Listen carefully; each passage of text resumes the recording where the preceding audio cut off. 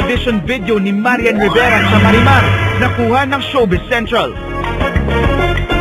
Base sa original na script ng Marimar ang ibinigay na audition lines para sa mga aktres na sumubok for the coveted role.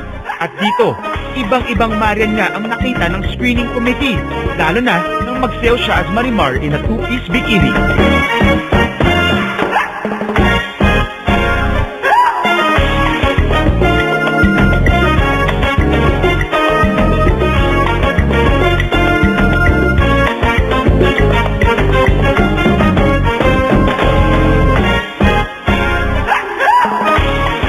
Ito naman ang sample ng isang kilig na eksena niya kasama si Sergio. Dumadayo ko pa talaga dito para lang kumuha ng itlog at gulay. Pag binubugo ko yung mga manok, hindi na sila nag-iingay kasi kilala nila ako. Mabuti may nakukuha ka pa sa tigang na lupa dito sa hacienda namin.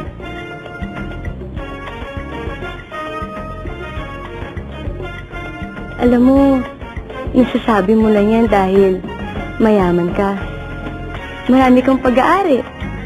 Pero sa totoo lang, kapag sa akin napunta tong asyenda na to, maglulumuntag ako sa tuwa. Sa isang eksena namang kausap na si Pulgoso. Ay, Pulgoso. Hindi ko yung maitatanggi sa'yo. Oo, umiibig talaga ako. At mula sa malambing at sweet na karakter, Marian showed another side of Marimar sa part na ito ng audition. Hindi ako titigil hanggat hindi ako nakakaganti. Dahil ako si Marimar Albana. At ngayong tapos na ang audition, Marian faces an even greater challenge sa nalalapit ng pagganap bilang Marimar on GMA Telebaban.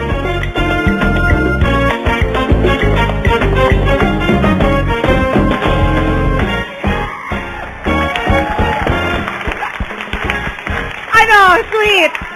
Ano masasabi natin dyan? Parang meron pa bang magre-reklamo? Case closed! Direct Mac, Direct Joyce, once again, ano masasabi natin sa audition tape? O, diba? Mas matindi pa kay Marimar na totoo yan. It's really yung pag-induct ng katawan. Marian, how did you learn that? Saan mo nakuha? Was that an original dance routine ni Salia? Opo. And you found that on the net? Opo din. At saka, simula kasi pagkabata, nahilig na po talaga ako sa pagsasayaw. Sa pagsasayaw. At kitang-kita naman, Direct Mac, no? I think ang malaking evidence, ang pinaka-evident dun sa video, sa audition tape, na kay Marian yung qualities na very, very childlike and yet may sensuality. Mahirap hanapin yun sa babae. Kay Marian, swak na swak yun at hindi nalalayo sa panlasang Pinoy. Oo. Hindi over the top. It's very effortless. Yeah, it is. Diba? Pero, of course, Direct Mac and Joyce, it's not only, hindi lamang sa karakter na Marimar ang talagang pinag-audition ng mga tao, kahit mga hayop, diba? Pinag-audition para sa role naman ng Pulgoso.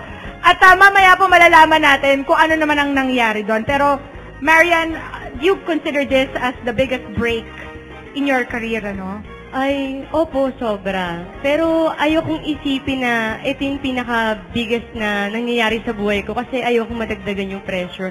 Basta ang nasa isip ko lang, parang normal na soap ko lang na lahat ng ginagawa ko sa trabaho ko, pinagbubutihan ko, lahat ng dapat kong gawin, ginagawa ko. So, mas doble pa siguro dito. As everyone saw, talaga pong si Marian, she does her homework. Sabi nga ni Direct Mac, she just came in with the right hairdo, with the right outfits. At yun na nga, nag-transform na siya before the very eyes of our directors. Itong pagkaka-daring na, it was very daring what you wore, no, to the auditions, Marian. Hanggang sanang balak mo, ang kaya mong gawin para ma-fulfill mo lang ng maayos ang role na ito? Actually, yung pagtutupis talaga, hindi talaga ako nagaganon. Pero sinabi ko sa sarili ko na kakayanin ko to kasi ayokong isipin nila na hindi ko kaya maging Marimar. So, ginawa ko lahat ng kaya. Alam mo, Marian, merong urban legend before na si Talia daw nagpatanggal ng ilang ribs sa kanyang katawan para lang makuha ang kanyang hugis.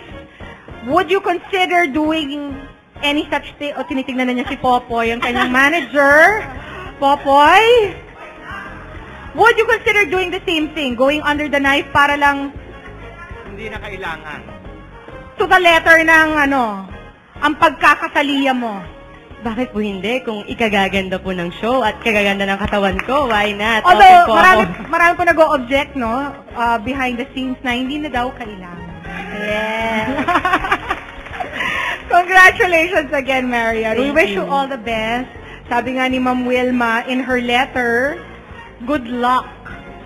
And everybody's got your, everyone's giving their full support to you, Marian. Looking forward to it. Direct Joyce, Direct Mac. Maraming salamat. Maraming salamat sa pagbisita sa Showbiz Central.